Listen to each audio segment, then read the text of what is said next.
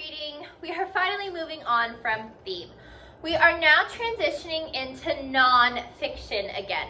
So theme was a fiction skill, and now we're moving into non-fiction, and we're going to be talking about text structures. So when you're reading a non-fiction book, they are a type of text structure.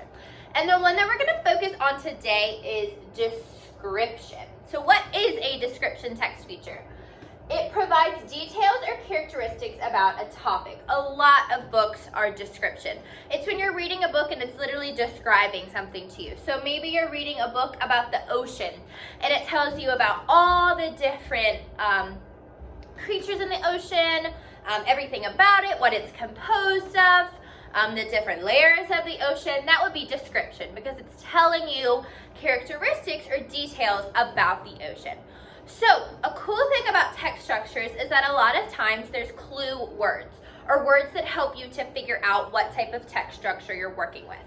So some for description are most importantly, for example, for instance, and in fact. Now, is that every single clue word ever? No. Is every description nonfiction book you're going to read going to have these? No. But these are just some ones that will help. And if you come across them, it's most likely a description text. So we are going to start with the book Weird and Wild Animal Facts. So I'm going to look at the cover because the cover might help me decide what type of text structure this is. It says octopi have a beak like a bird, seahorses can change their color, a female kangaroo is called a flyer. So right now I'm getting lots of details about animals. So I'm not going to read this whole thing because we should be able to figure out the text structure pretty soon, but I will read you some of it. So we start with giant Pacific octopus, and if you look, there's lots of different facts all around. So it says, octopi are intelligent. They can process complex information and they have an excellent memory. Octopi can't see color, but they change their appearance to match the texture, contrast, and brightness of their surroundings, making them invisible to predators and prey. The suction cups are probably more important to an octopus than their eyes. Each suction cup can be controlled individually like human fingers and is equipped with chemical receptors so that the octopus can taste what it is handling. Octopi have a beak like a bird, which they use to eat shellfish. Females lay up to 90,000 eggs in a den and stay with them until they hatch. During this time, the mother stops eating.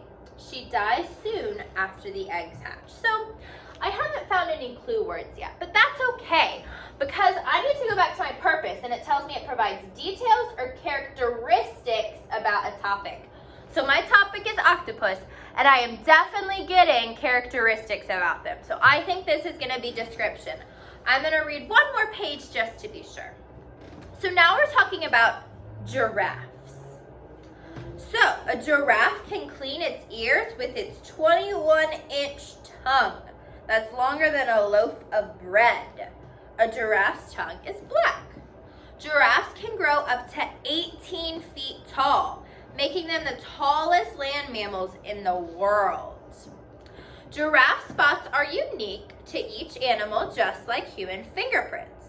And giraffes can run up to 35 miles per hour. That's pretty fast. So there were no clue words, but that's okay. Clue words will help you sometimes, but you don't want to completely rely on them because you should also know how to pick out a text structure just by reading it. So this provided details or characteristics about giraffes. So I've definitely decided that this is description, and that is a type of text structure. So we haven't learned all of them. We're just going to focus on description for a couple of days. But remember, you can use clue words. Are they always going to be there? No. Is this every single clue word ever? No. They're just little helpers. They will probably be more helpful when we're learning about some other text structures.